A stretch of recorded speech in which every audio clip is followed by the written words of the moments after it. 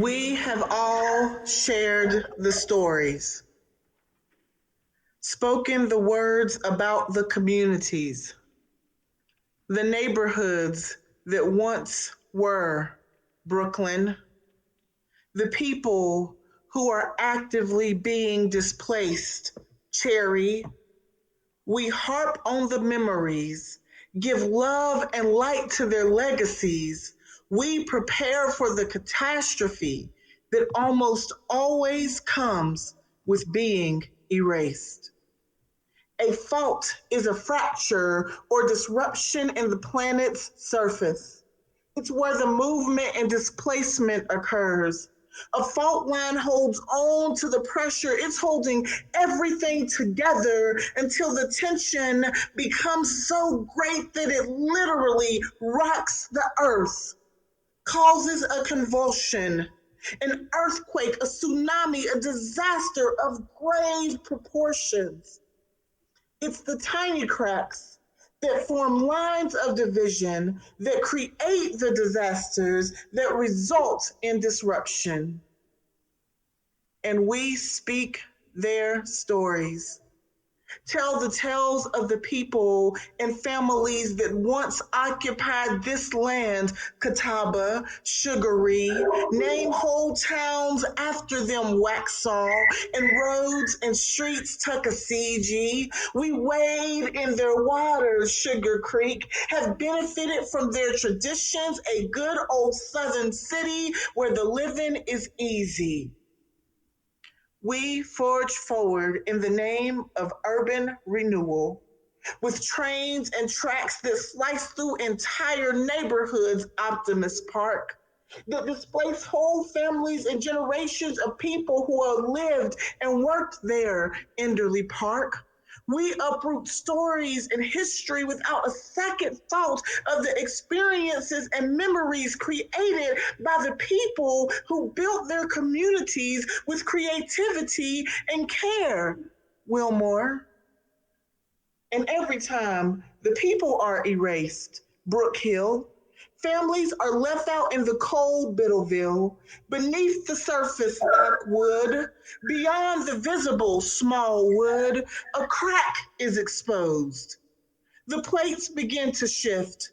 Nature is taking its course. You cannot think that you can disregard the most vulnerable yet resilient of your city and not be met with a catastrophic force and not come face to face with the consequences of your actions. When what is in the ground can stay there no more, the people erupt, movement happens, perspectives shift, cities shake, lives are changed, and earths will quake.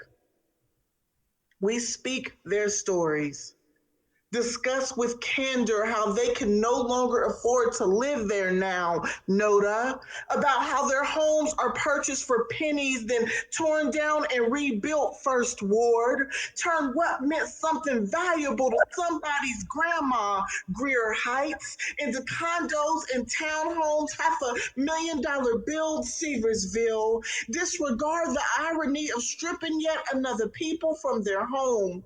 Another crack reveals itself from beneath the surface. Another Black community erased and displaced, a city with a crisis of consciousness. Another neighborhood goes up for purchase. Another family out on the streets, ousted to the outskirts of the city or to the places without access. Now, those who can afford it are privileged to live in the ugly houses turned to pretty. The fault lines exposed. What a beautiful mess.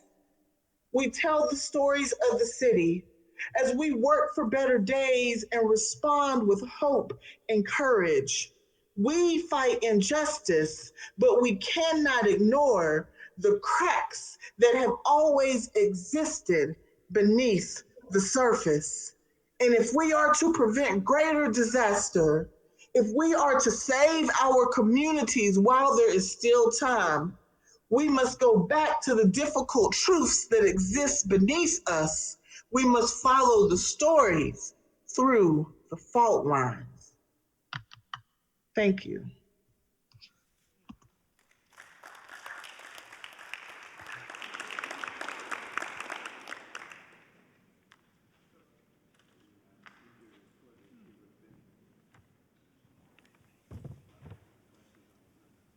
Friends, good evening and welcome. My name is Ron Knapp. And hi, I am Chris Jones, and we are delighted that you're here for our fourth and final program of The God Who Sees. Some of you had heard me say that the inspiration for this series came from a community building initiative program that was held on Zoom a year ago. It was entitled Fault Lines, and Hannah set the tone, about fault lines we see in Charlotte. And I will tell you, when I heard her speak, it really changed me. She has continued to set the tone for these 3 weeks as we examine affordable housing, food insecurity, and children and schools. And tonight, Hannah, we are honored that you could inspire us well, we thought you were going to be here in person, but she couldn't because of a foot, but we got to see her on the screen, which was lovely. So thank you so much. So tonight we conclude the God Who Sees series, a 4-part series, which we've enjoyed for the past 3 Mondays. We are definitely looking forward to an eventful evening tonight. Tonight's themes are going to be equity and empowerment. Those are 2 incredibly powerful themes for both individual and community life. We also have 2 very prophetic speakers here to help us along the way, to stir our hearts, to stir our passions, to get us involved in mission work. The series ends tonight, but the work will begin shortly, so we look forward to that. I need to do a quick acknowledgement and confession. Let me start with a confession. The confession was several months ago, Nathan said something to me about Hagar and the God Who Sees, and I said, okay, I'm not sure what that is, but fine.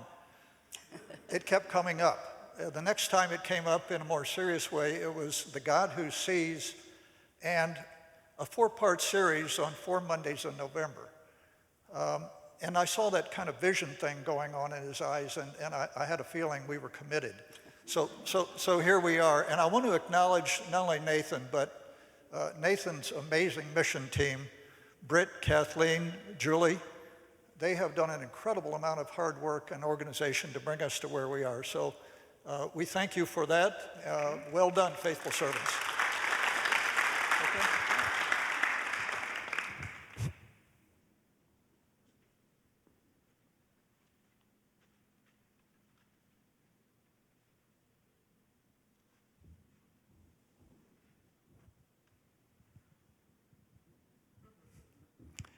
Let us pray.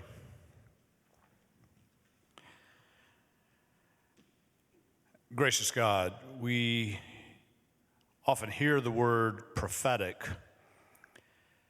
We need to ponder what it means.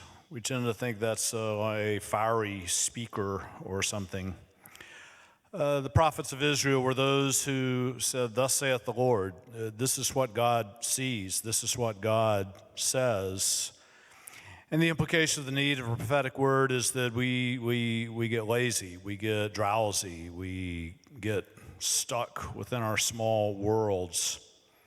So we thank you for the prophetic word when it does come, that we can see what you see. We give you thanks for the prophetic poet that we have heard tonight, and for the prophetic speakers who are about to come.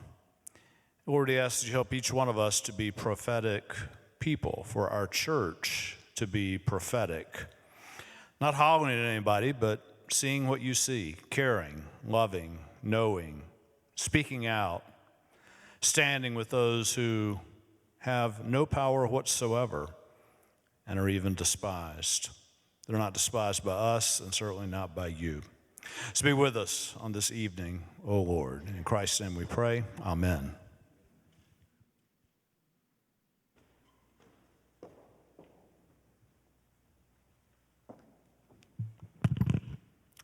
Good evening. It's good to be with y'all.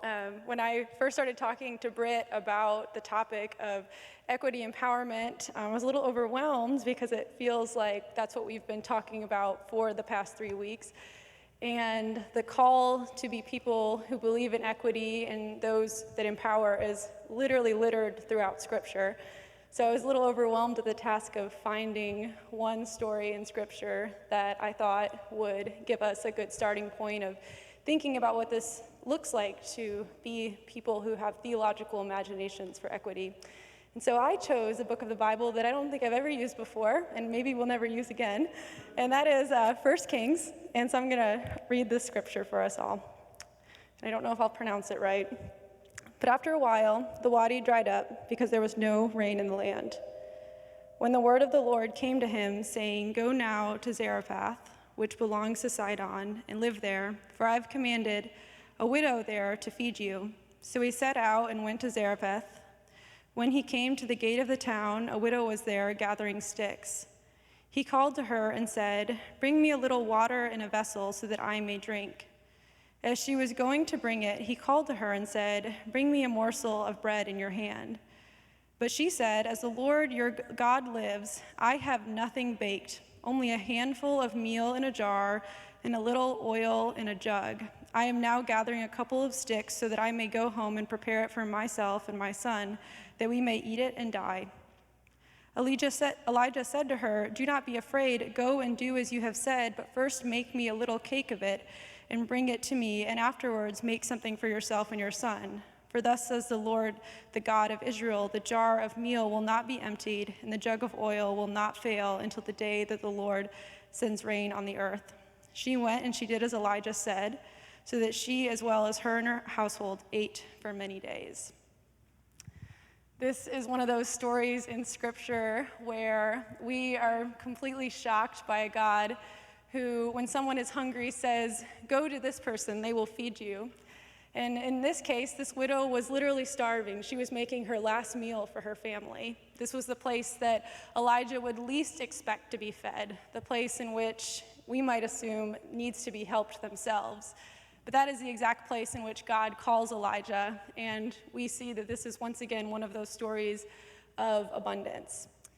And so as I think of my own role in equity, in my own Christian journey, our journeys as a church and as a mission department, and what it means for us to do equity work, I want us to think about these places that it's so easy for us to think, who are the people who are starving? How can we help them? Who are the people who don't have homes? How can we help them?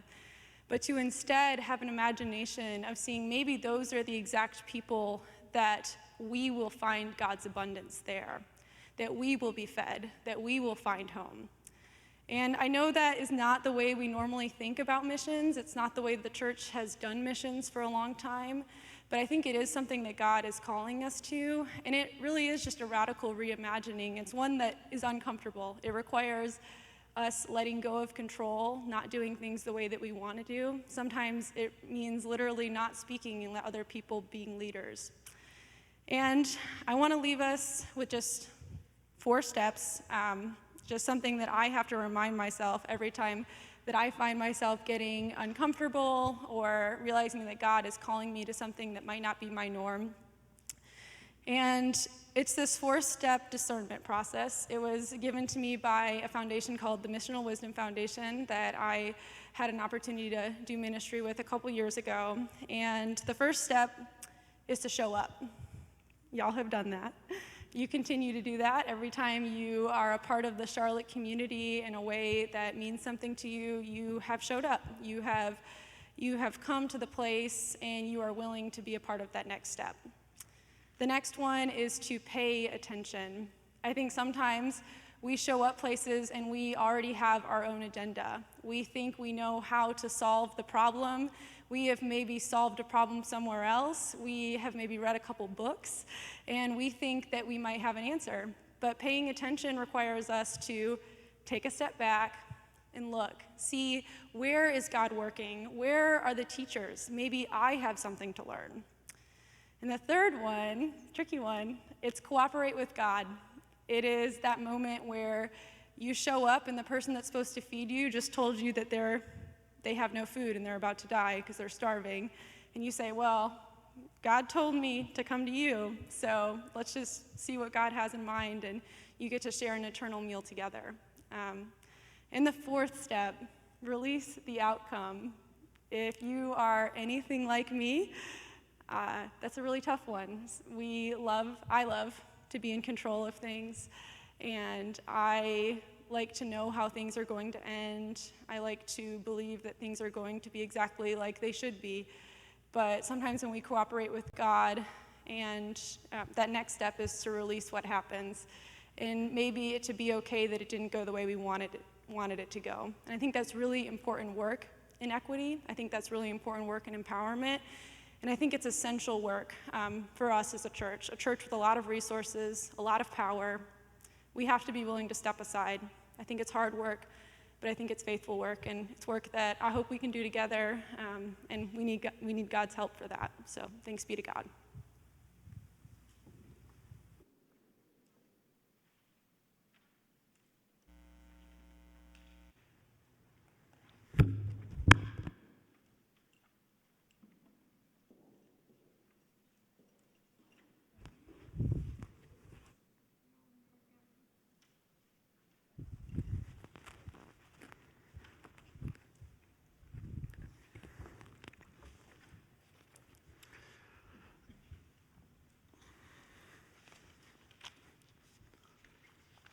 Always wanted to be on 60 Minutes.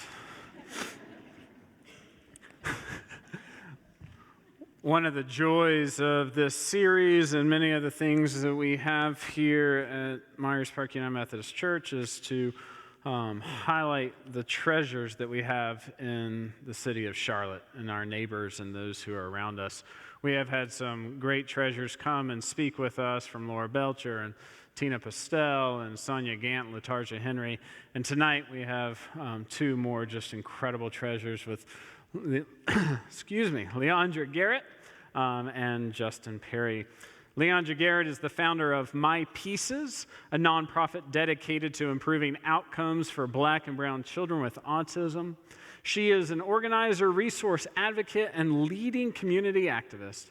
Her passion for building capacity with marginalized communities has led her to work on second chance citizens' rights, housing justice, and community engagement initiatives citywide. She is a believer in telling more complete narratives about economic mobility. Leandra provides critical analysis and on-the-ground insight on the lives of those closest to society's most challenging issues. Leandra was born and raised in Charlotte, where she currently resides and continues to lead and partake in social justice movements. Leandra is the community advocate for Lakeview Neighborhood Alliance. Let us welcome Leandra this evening.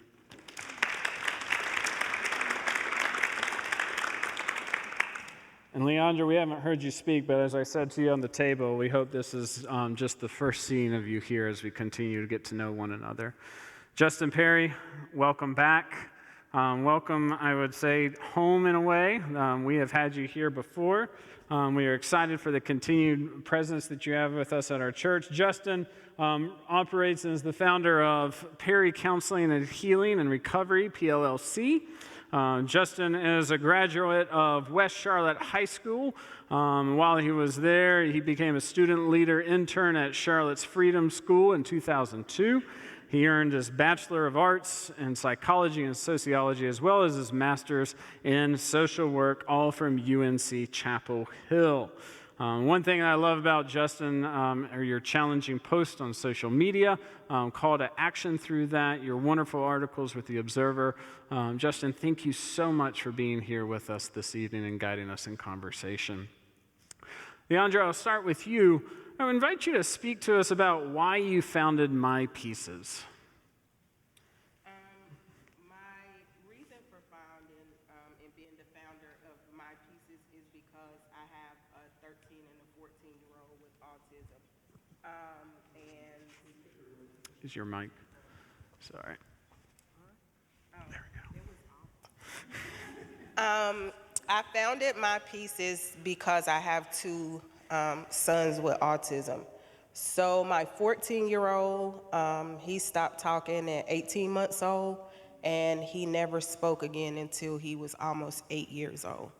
And so with my 13-year-old, he's not as profound as my 14-year-old, but it was important for me because of the disparities that I faced as a single Black mom, insurance, getting them the services that they really needed, and the education around accepting this diagnosis, and just knowing what I needed to ask for and how I needed to be available for my children. And so while you were doing that, what were some of the course of actions and the pathways that you had to embark upon for advocating for your children and yourself as mother and care provider? Being threatened with jail and prison time, not sending my children to school so that they could get the proper education that they needed, and everything that needed to be in place for them to be successful. I've had numerous cases with Department of Social Services, and just learning to be an advocate for myself, and really researching and studying what autism was. It doesn't necessarily look like anything, but just understanding so that I knew what to advocate for on behalf of my boys and myself. Thank you for that. And Leandra, as a person who is formerly incarcerated, how does having a felony on your record impact your life moving forward when it comes to jobs, housing, upward mobility, equity, things of that nature? So being formerly incarcerated, number one, I was a Black woman, and so that's frowned upon. I had to fight to get health insurance for my kids, which was just North Carolina Medicaid.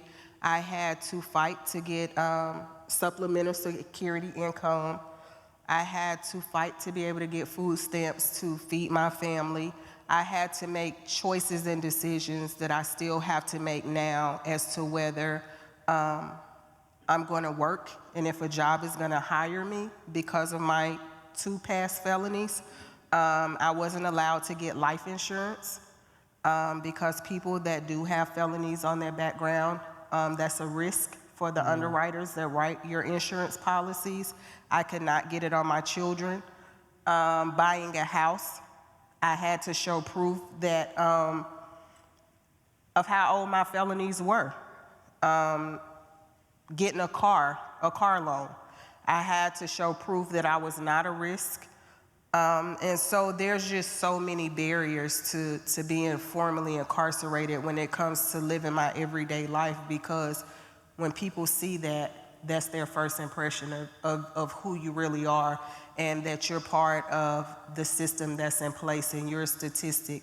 And like I said, being a Black woman in America and knowing that I have, this felony on my record has really put a dent in how far I could go at one point, and just me really having to fight for myself, and then meeting people like Justin that really pushed for me and stood by me on my worst days just to get to where I am now. To see you for you, to see Yes. beyond the labels that system put upon you. And Correct. Well, Justin, we are just so thankful that you see people for people and walking alongside people and journeying with, having wonderful conversations and dialogue and formation.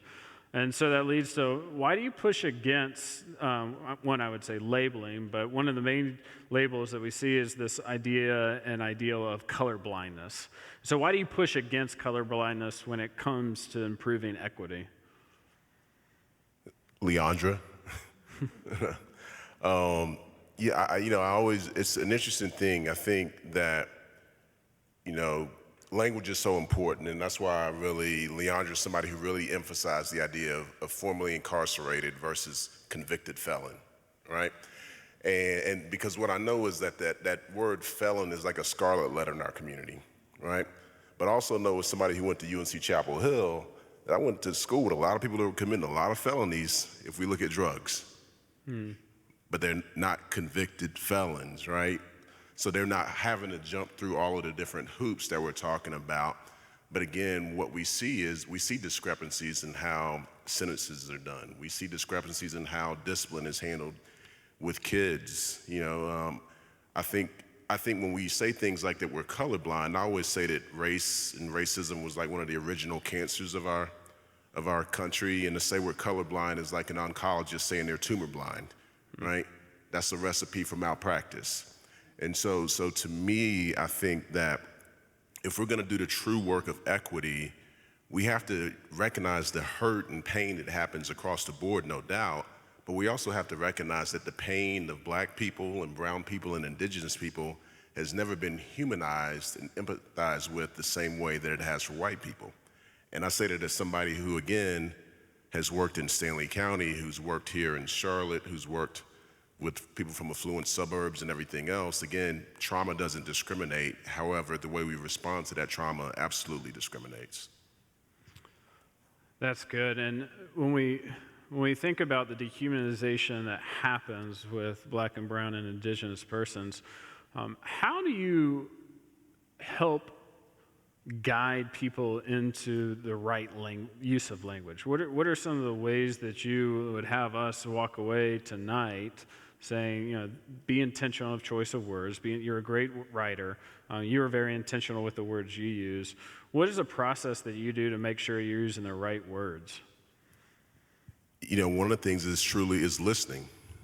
I think Taylor was saying it earlier. I mean, there's a reason. The reason why I'm really intentional about saying formerly incarcerated is because I've listened to somebody who's dealing with it, right?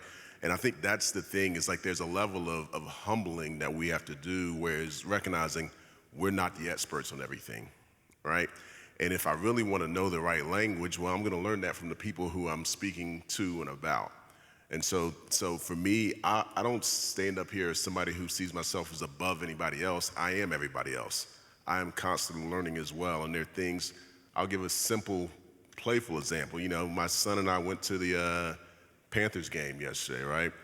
And he's constantly correcting me. I grew up rooting for that team in Washington. I root for the Panthers, and I rooted for them against Washington as well. But I'll say the Redskins, and he's like, Daddy, Washington football team. And I'm like, man, now I'm the one who's out of touch, right? But the reality is you have to be teachable. And that's the thing, is if I'm not teachable, then I'm not really committed to the work of equity. And I think that if we're gonna look at this work, people with lived experience have a much deeper knowledge than any of us are ever gonna have from reading about it.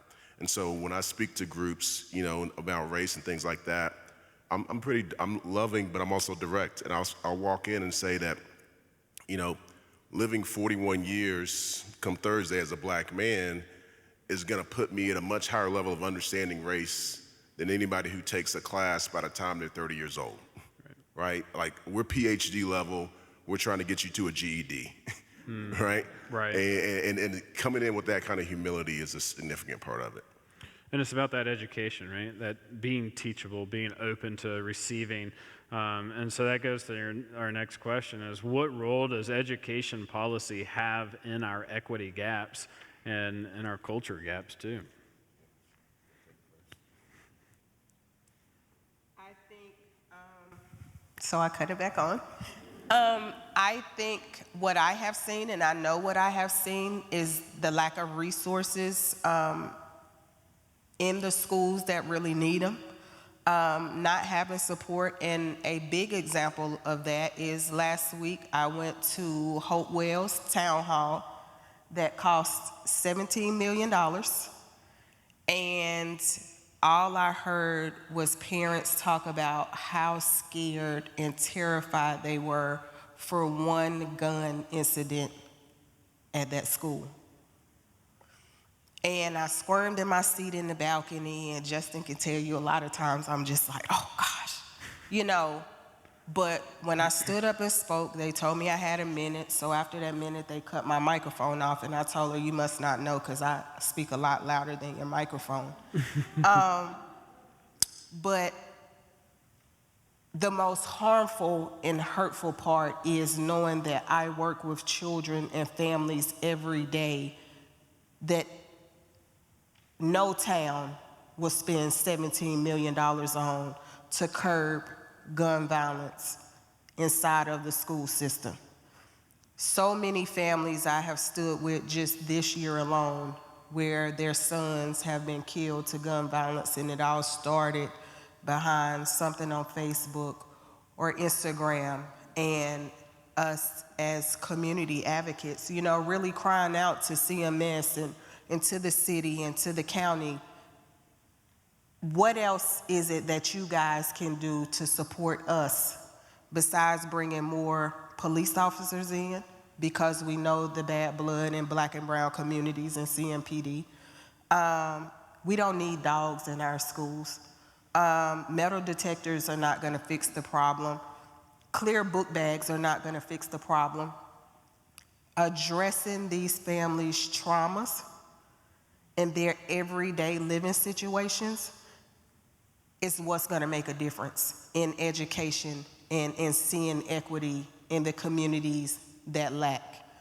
And so for me, that fight never stops. I'm always gonna be a voice for the voiceless. I'm not always a fan favorite. I tell people that because I say a lot of things that make you uncomfortable, but I want you to understand that the privilege that you have just to sit in this room. I have families that I went and fed tonight on the streets that would never be in this room, or they're not invited in these rooms. And so they don't know how to advocate for themselves. And so those resources, when funds are allotted, are not given to these families. I myself deal with that within CMS, of getting up every morning at 7 o'clock just to make sure that my kids get the education that they need, because if not, Department of Social Services will come and they will take my children from me. And so I have parents who are hiding kids right now who have not been to school all year long because of the threat of DSS coming in, kids who did not go to school last year. And so just me seeing the racial divide and the lack of resources and the lack of trauma training that a lot of these teachers have. And so I tell people, the other thing is, these families are not asking you for a handout. They need a hand up. And it's not always about your money. It is about your love. It's about your hug. It's about being a reading buddy, a lunch buddy, and really giving these kids what they need, because a lot of them go home to no parents at all, sleeping in drug houses, sleeping on the streets in cars, no lights, no water. Their last and first meal is at school. And so these are a lot of the barriers and the lack of. And when you start to see what equity really looks like within the school system and just even life in general. And I love what she said, and then I'm going to take the other approach. Another thing they need with that is your money, right? Like the reality, like Leandra is dead on, but one of the things we have to be outspoken about is that we constantly defunded our education steadily for decades. And I always tell people, it's always interesting to me that we say stuff like, well, money's not part of the issue. And I'm like, well, then why do you spend $30,000 to send your kids to school? Right? So it's not relevant for my kids, but you're spending that, like, money's doing something, right? So when we have a shortage of teachers, when we have a shortage of social workers and counselors and everything else, and we have teachers actually leaving North Carolina to teach in South Carolina, which is the son of a retired teacher, that was unfathomable when I grew up, right? Like, at a certain point, when we're stripping all the resources out of the schools over and over again to put it in corporations, again, this is stuff people nobody wants to hear, right? Like, it has an impact. And so again, at a certain point, we can't, and I work with a lot of nonprofits, but we can't nonprofit our way out of underinvestment. Right. Does that make sense at all? And so to me, I think it's one of those things where the schools have to do their work internally, and systemically, we actually have to advocate to value public education in this community, because the majority of kids are going to participate in that, even if none of our kids in here do. Justin, I think the other thing that I want to add is, when you start to see equity, is the school to prison pipeline that a lot of people do not know about. You have a lot of people that do not believe it's true, but It starts for black males at the age of 6. A prison cell is built every day in America for every black male that had a birthday yesterday and turned 6 and is 6 years old today, will be 6 years old by December the 31st, was 6 years old January the 1st. And so what their plans is to make sure that these bodies are housed, black males are housed by the time that they're 12 years old. And so what I will share with you is I did a prison solidarity tour. And what we found out is while we were on this tour, that there was a black male arrested at 6 years old for picking flowers out of his white neighbor's yard. And she called the police and they arrested him. They put him in handcuffs, they took him downtown.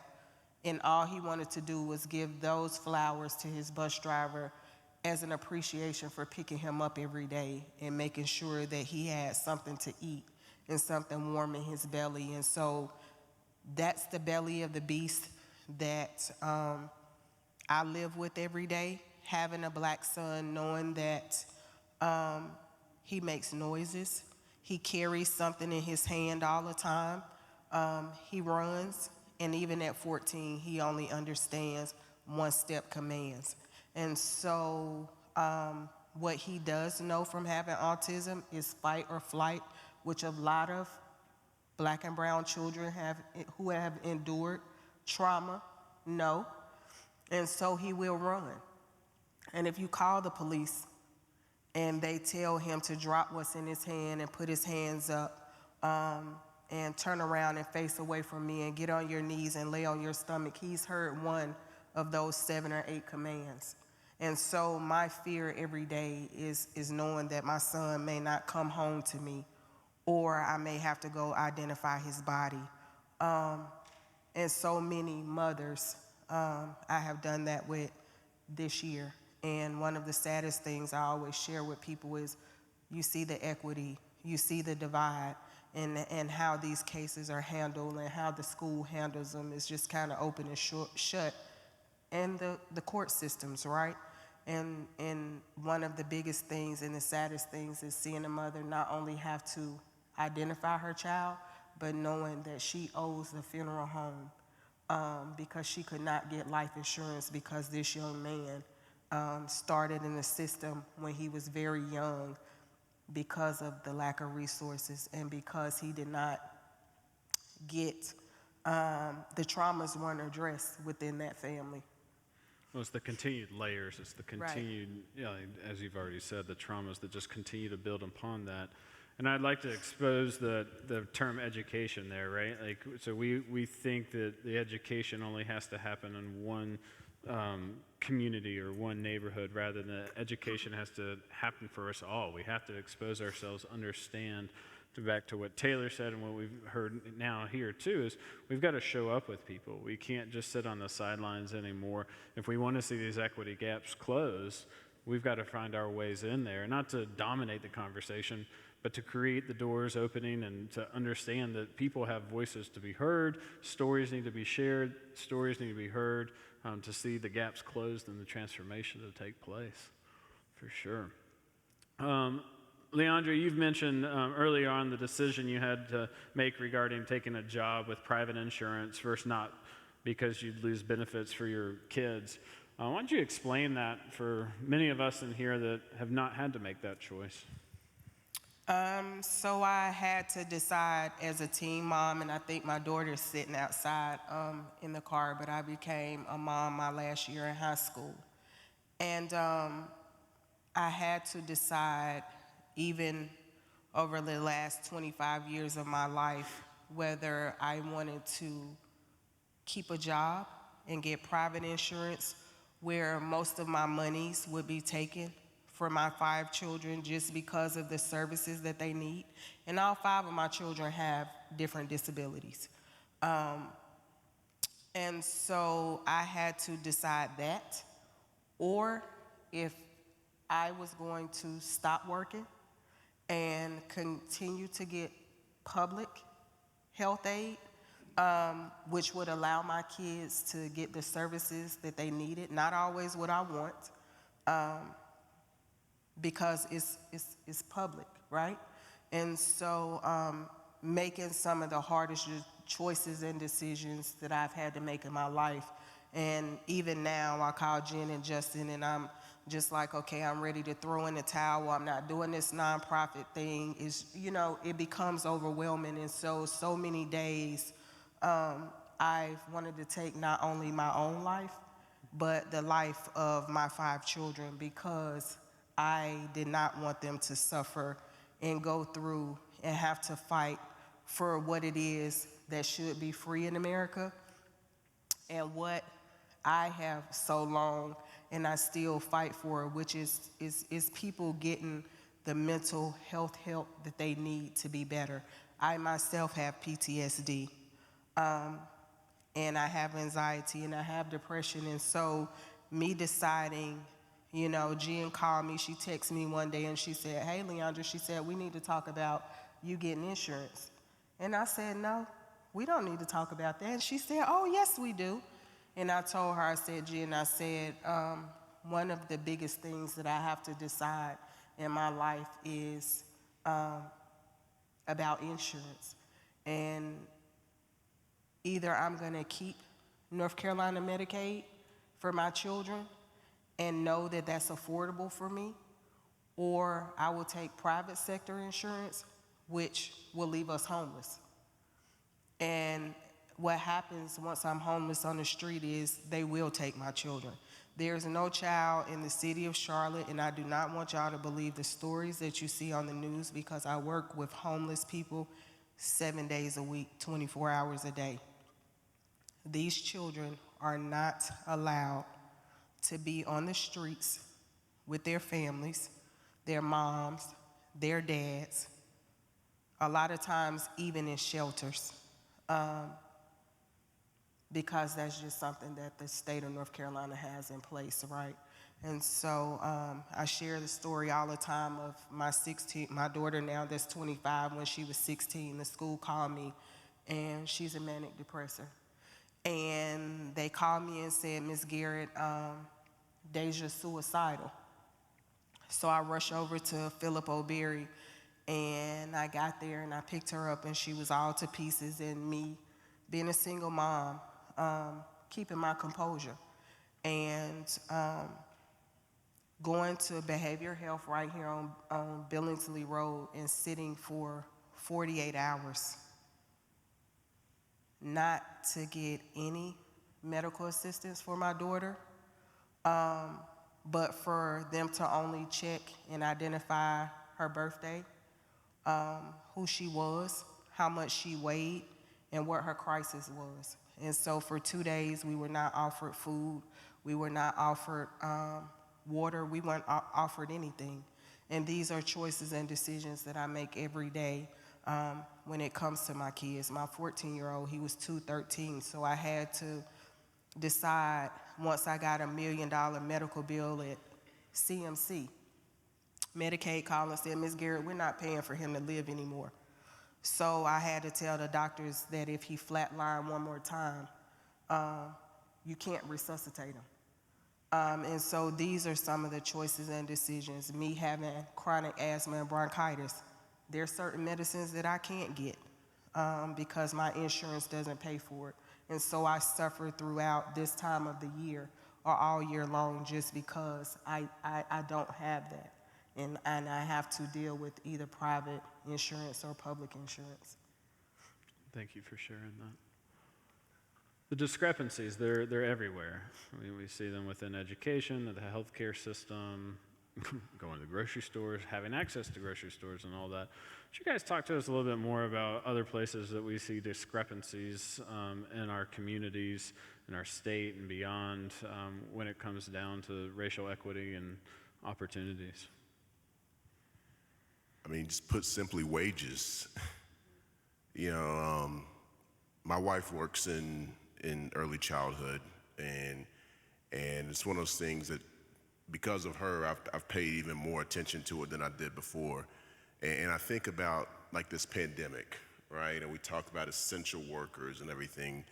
And I think about the women that are in the classrooms of all of the kids in the program we're in, right? Now, the majority of the families in our program are middle and upper middle class white families, right? The overwhelming majority of the educators in there are black women. Most of them fall within the category of that 30% AMI, area median income, the people who we say we can't find housing for. A lot of them fall within the donut hole that we talk about in healthcare, where our decision to not expand Medicaid leaves them without their own health insurance. And so I also know these people got some of the least amount of quote unquote time off in the midst of this pandemic out of anybody, and frankly sustained it so all of us could do the work we do.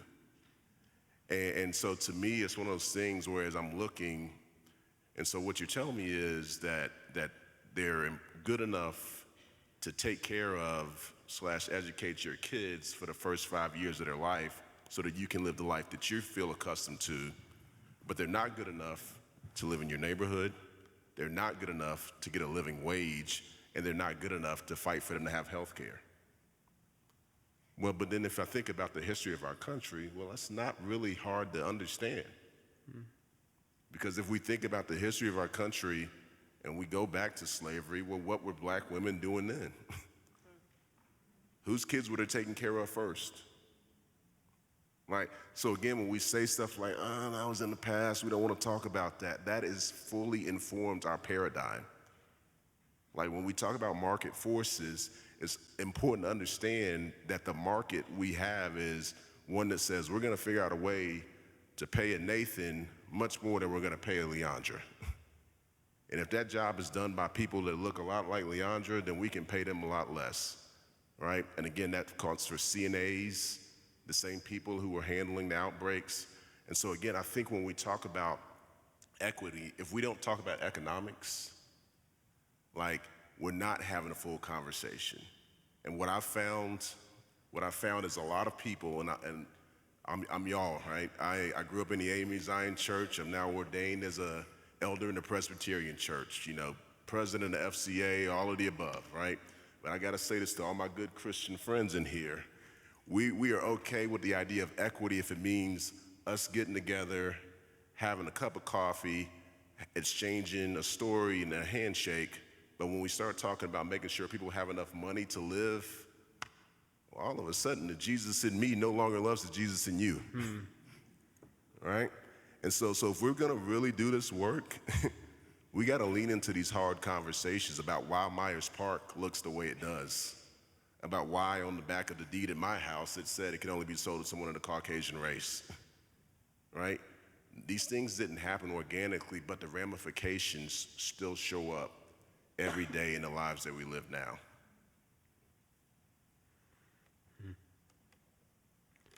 And all that is riddled and tied together with trauma.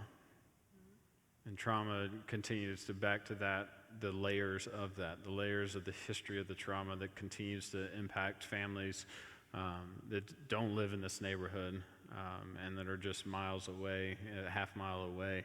So share with us there of why is it so important for people to really grasp what trauma does and continues to do to people? I think for me, I remember being a little girl and I went to Elizabeth Traditional Elementary School and seeing my aunts go and clean these very houses of this community that we're sitting in, and for them to retire, and from Social Security, they only got $200 and some odd a month. Not able to buy medicine, dying of congestive heart failure because they could not afford Medicare, being taken out of their money every month. And it was for the comfortability of of someone else to live, right? And so even now, today, like I said, I have to make those choices and decisions of whether I'm going to continue to educate what equity looks like and how those changes are made and how they show up. What type of mental health help am I going to get? What the outcomes are for me. Officially becoming a nonprofit and really fighting and not having the money to run this nonprofit the way that I would like to. Struggling to pay my mortgage payment every month, keeping lights and water on, feeding my children, and just showing up as a mom where a lot of people don't understand how much of a privilege that is. And so when you get to show up for yourself, you then get to show up for others. But me, 24 hours a day, 7 days a week, I may not show up for myself, but I always show up for others because there's somebody whose voice is not going to be heard. There's somebody who nobody's going to listen to. There's somebody that you're going to walk past on the street, and all they want this time of year is a warm blanket or a coat to put on or a decent pair of shoes or a pair of pants that they have not had on for 3 or 4 months. Hats, gloves, all of these things we take for granted. And so what I do see is how equity shows up right here in Charlotte, North Carolina, when it comes to all of these things and really fighting for the people who need the resources as opposed to the people that have the resources. And we sit at the round tables and we have these conversations that sound good. And really in the back of your mind, you think, oh, well, these people, you know, they just want that handout. And like I said, it's not about a handout because trust me, poor black and brown people, poor people in general, these children, they have learned to feel sorry for themselves. They have learned to fight through the traumas even when they didn't want to. I have, even going to a school with 2 black eyes, a fractured cheekbone, and broke fingers and toes where I was in a domestic violence relationship for 18 years, right?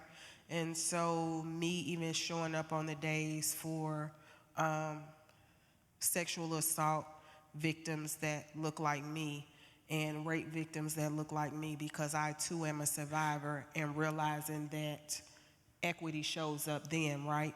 And so our bodies and our stories are looked at and policed totally different, and the outcomes are looked at totally different. And so that rape test kit that a white woman may get, we're not offered that.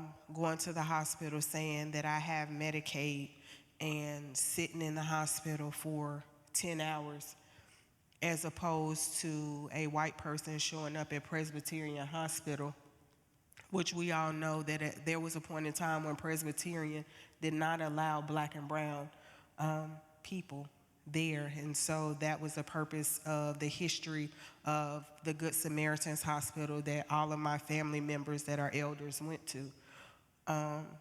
And these are all ways, domestic violence in our court systems, the judicial system, in the ways that cases are handled. People who suffer from substance abuse, which Justin see all the time, the way those cases are handled, the way that the crack epidemic affected America as opposed to the opioid crisis. And so I was part of the crack epidemic, and that's how I received one of my first incarcerations. And so I was facing 10 years, and how that showed up in court and what that looked like, as opposed to me sitting in court now doing court support for young black males and females, just to show them that you do have the support even if your mom has to work or you don't have a mom or dad. and how the books are thrown at them, as opposed to his white counterpart that comes in, and because he have parents who can afford the health insurance, then he's sent off to a private facility, right, to get the help that he needs to be able to get better. And a lot of my people are still suffering on the streets. And so, like I said, this is always my work. I'm gonna forever and always be doing this work, and just showing up is what's important. And the more you do the work, you will see the racial and the equity divides that's there. Thank you. I always say that our country is a country built on unhealed trauma. And there's a book called My Grandmother's Hands that I encourage folks in here to read. And that book talks about the Middle Ages and the kind of trauma that the Europeans faced there, and how the Europeans came here. They had never actually dealt with their trauma, but instead carried out that trauma on the indigenous folks through genocide, and then were able to blow trauma through the bodies of black folks later, right? And so now, obviously, now you've got black folks carrying that same trauma that's never been dealt with. And I think it's one of those things, I think it's really important, even when we talk about our history, like obviously there's a lot of fight to sanitize it right now, right? And I say that very directly. Yeah. You know, and I think we have to say that out loud, but again, what we're talking about is being built on trauma. Slavery was not just not paying people for work, it was separating families, it was selling of kids, it was raping of women to produce kids to do the work. You know, it was all of these kinds of things. It was brutalizing folks for learning how to read. And even after that, Jim Crow, which we don't even talk about at all, right? Jim Crow, it's not like things got good after we ended slavery, right? Like, because we talk about it like, oh, that was ended so long ago. Like, well, first of all, it really wasn't as long as we think it was. But even secondly, with Jim Crow, when you start talking about lynchings, and I got to say this out loud here in a church, and in a church that is predominantly middle class white people, right? Am I accurate in that summation? Yes. Okay, all right. My eyes, it's dim lighting in here, so I don't know, right?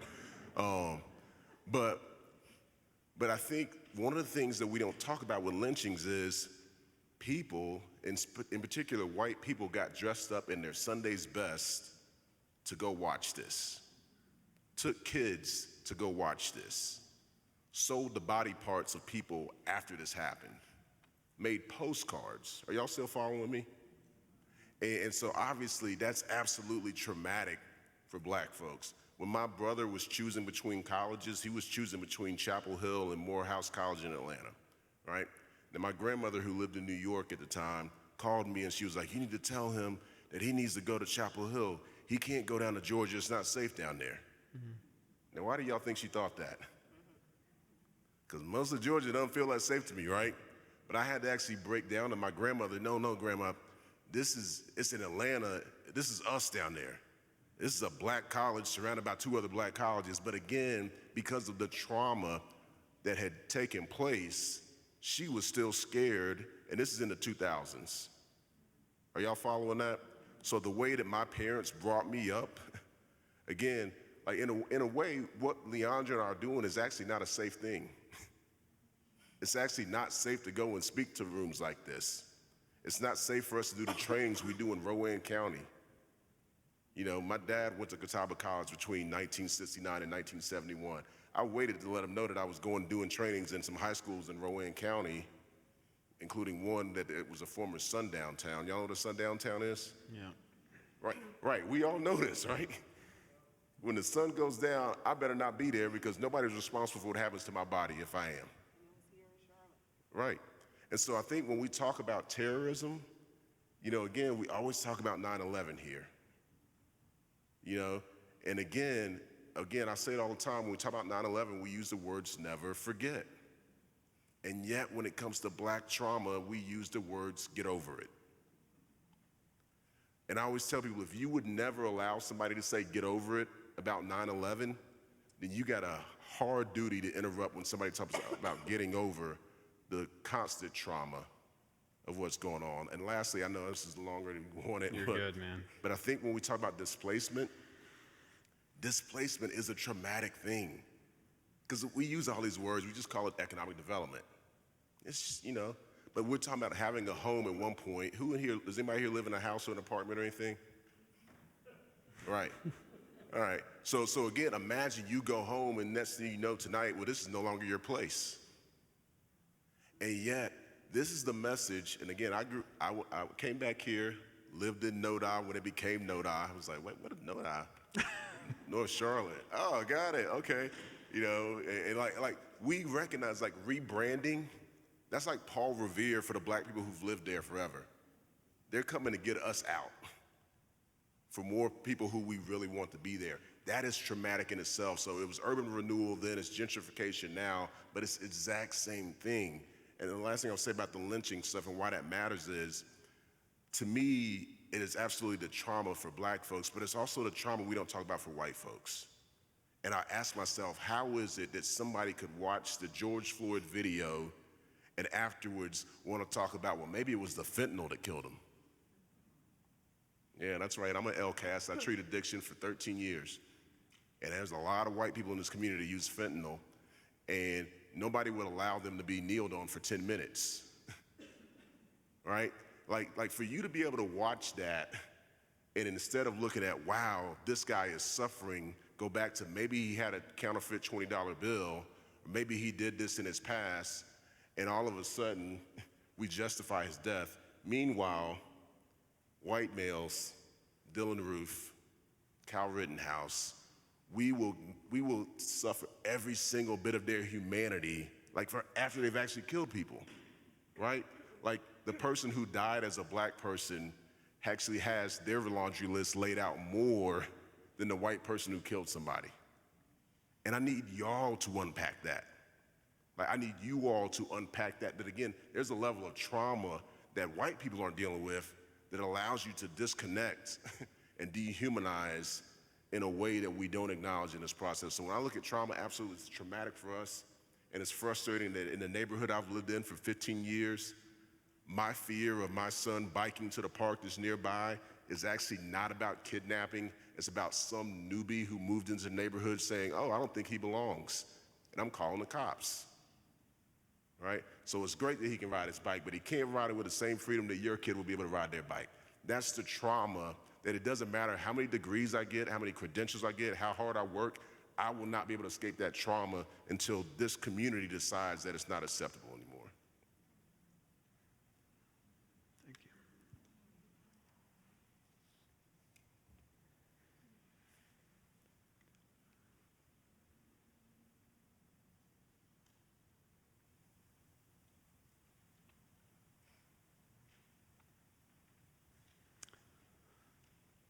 Friends, you've heard some truth spoken.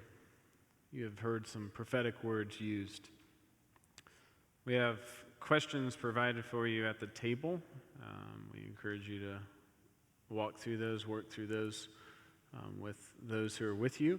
If you're not at a table, make sure you get together with folks to continue to unpack this, as Justin and Leandra has called us to do, to work on this. To continue to work on this, to continue to identify where we are on this story, the inequities that exist in our communities, and how we have a hand in this, and how we need to show up. Thank you. Thank you all so much.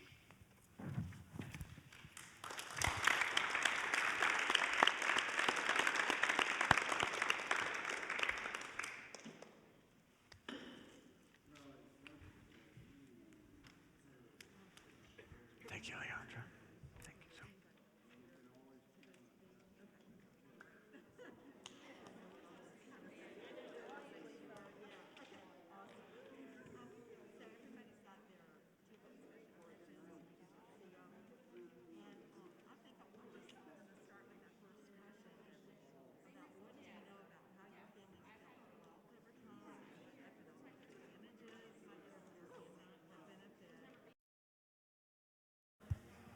Hi, everyone. I know you're still deep in the middle of talking, and we are going to let you continue that. I just wanted to thank you all for coming.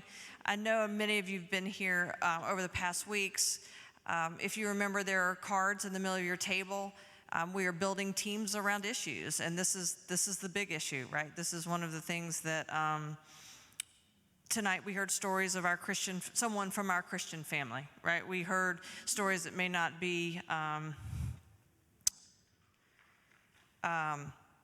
may be new to us. It might not be our experience, but it's part of our family. It's part of our human family, and it's our obligation to be those who see and those who listen. So how do we do that? How do we listen tonight? How do we hear tonight? And how do we take that into our family, make it part of our story?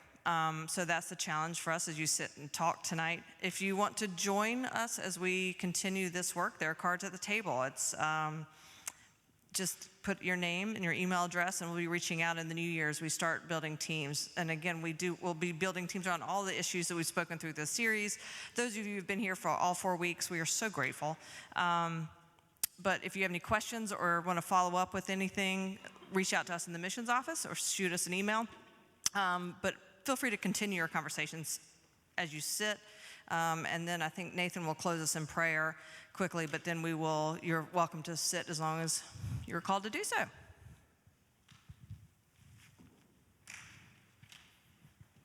Once again, I just want to thank Leandra and Justin for their presence here with us and showing up.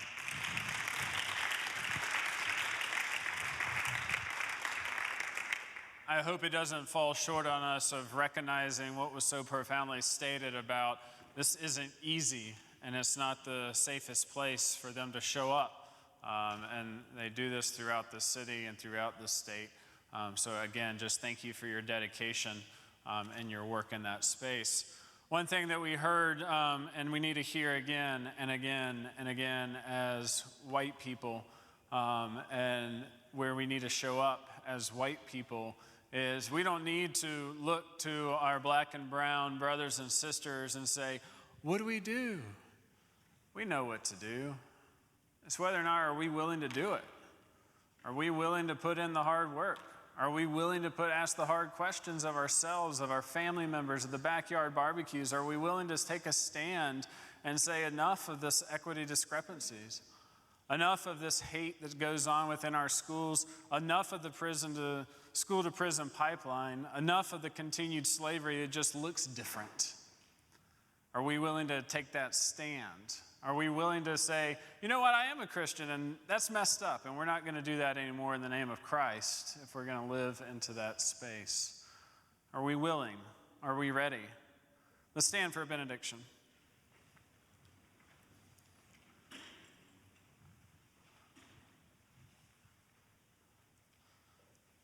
God, we give you thanks for this evening, for the opportunity to hear our charge from Leandra and from Justin. A charge that rests in our hearts heavy this evening, not heavy as a burden, but heavy to take a next step, to carry it with one another, to make change in this world. May we go into this world guided by your Spirit, guided by your wisdom, guided by the teachings of Christ to show up. Show up with those who have been othered. Show up for those who have been marginalized. Show up so that we might see change as it is in heaven. Thanks be to God.